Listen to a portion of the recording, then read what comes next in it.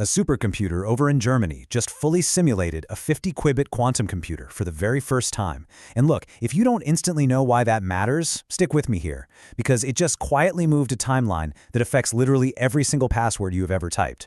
We're talking about using the absolute unadulterated brute force of one of the most powerful classical machines on the planet just to mimic a tiny quantum system. But by doing that, they proved something pretty terrifying. They proved that the expiration date on all our modern encryption, it isn't some distant sci-fi horizon anymore. No, it's measurable, and it is coming fast. Let me make this make sense for you. I'm CZ, your tech analyst here at the @czverse. So Jupiter, that's the exascale machine over in Europe, an absolute beast capable of a billion calculations per second, it didn't actually build a quantum computer. It imitated one, perfectly. And you've got to understand why that is so incredibly difficult to pull off. Classical computers, even massive exascale ones like Jupiter, well, they think in ones and zeros, right? Bits. It's strictly binary. But quantum computers think in qubits, which can be a 1, a 0, or, crazily enough, both at the exact same time thanks to a physics quirk called superposition. So to force a classical machine to track all of those simultaneous overlapping quantum states, it requires an unfathomable amount of memory and processing power. It's kind of like asking a freight train to perform ballet. But Jupiter actually pulled it off. And it pulled off exactly 50 qubits. Now that number isn't random. 50 qubits is widely considered the historical boundary for quantum advantage or quantum supremacy. Basically, the exact point where classical computers mathematically start choking and just can't keep up with physical quantum processors anymore. This is a massive deal for a couple of reasons. First, it means researchers can now test these massive quantum algorithms at real scale.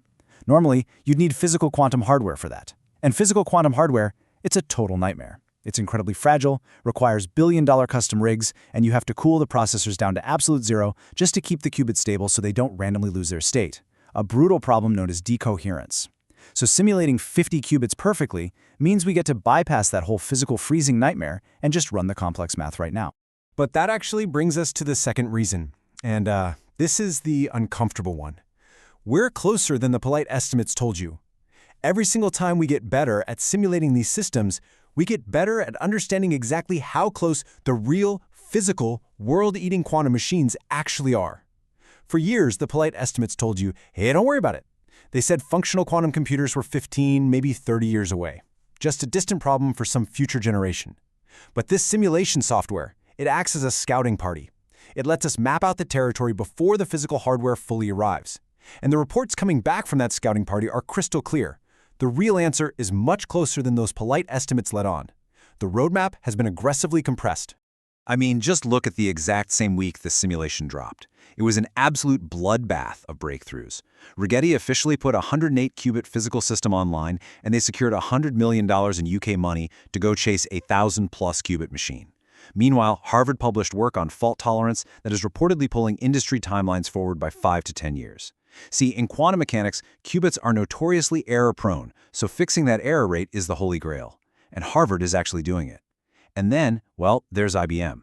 IBM and others are now openly stating that practical quantum advantage, as in actually solving real commercial problems that classical machines simply cannot handle, is on the table in 2026. I want you to stop and process that. Not someday, not in a decade, 2026.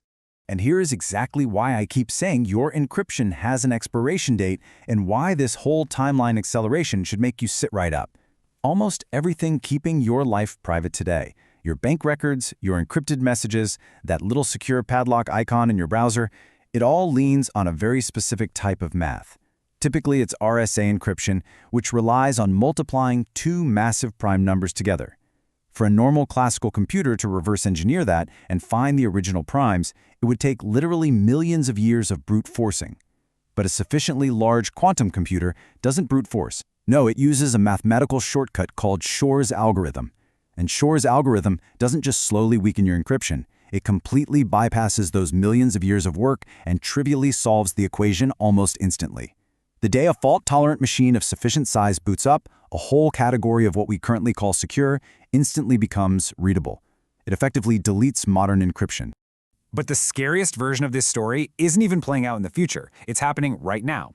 In the cybersecurity world, they call it harvest now, decrypt later. Advanced persistent threats, we're mostly talking about well-funded nation-state actors here, are currently recording and siphoning up absolute mountains of currently secure encrypted internet traffic. Now, they know they can't read it today, but they don't care. They're betting they will crack it in a few years when this new fault-tolerant hardware lands. We're talking about state secrets, highly proprietary corporate IP, sensitive financial data, health records, things that absolutely still matter 5, 10, or 20 years from now. So that data that you send today that you just assume is safe forever, yeah, some of it is sitting in a vault right now, just waiting for the class of 2029 quantum hardware to unlock it. Okay, take a breath. I am not here to doom you. This explainer isn't about panic, because the exact same field of mathematics that breaks our current encryption is already actively building the replacement. It's called post-quantum cryptography. It's real, and it is rolling out as we speak. This is math specifically designed to be practically unsolvable for both classical and quantum computers. Now, rolling it out is a massive headache, right? Because it requires updating the fundamental plumbing of the entire internet. But it is happening. And honestly, we have to remember the incredible upside here. A world with fault-tolerant quantum computers is the exact same world where we unlock real, lightning-fast drug discovery and revolutionary materials science. Because a machine that can perfectly simulate quantum mechanics can perfectly simulate molecular interactions. That's the exact kind of heavy lifting that makes our current classical machines just choke and crash. But the convergence with AI, man, that is the actual trillion-dollar prize. We all know classical AI scaling is hitting brutal bottlenecks right now. The power grids are groaning, and the compute limits for training massive neural networks are getting astronomically expensive. Well, quantum systems offer a potential bypass. By chewing through data-heavy problems and processing complex datasets in multidimensional spaces rather than linear ones, quantum could handle the exact tasks that today's massive AI training runs struggle with. Just imagine AI models trained not in months on thousands of GPUs, but dramatically faster on quantum hybrids. That's the leap. That is the actual future this explainer exists to get you ready for. But here's the honest framing that nobody gives you, mostly because it just doesn't make for a clean, simple headline. Look at science fiction versus the 2026 reality. Quantum isn't some gadget that just arrives on a shelf one Tuesday. It is a slope. And based on what we're seeing from Jupiter, from Harvard, and from Rigetti, 2026 is the year that slope gets visibly, aggressively steeper. The big psychological mistake we keep making is treating quantum computing like nuclear fusion. Always a comfortable 10 years away. Just a perpetual science fiction project.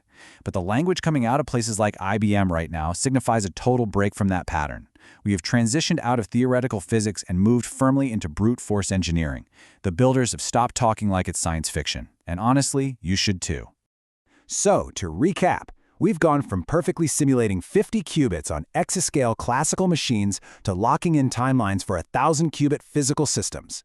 We know Shor's algorithm is essentially a loaded gun pointed directly at RSA encryption, and we know our encrypted data is already being harvested today to be decrypted tomorrow. The stakes could not be higher. So, tell me down in the comments, do you think practical quantum advantage actually lands in 2026 like IBM is implying?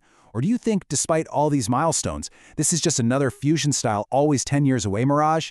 I have a position, but I want yours first. CZ out.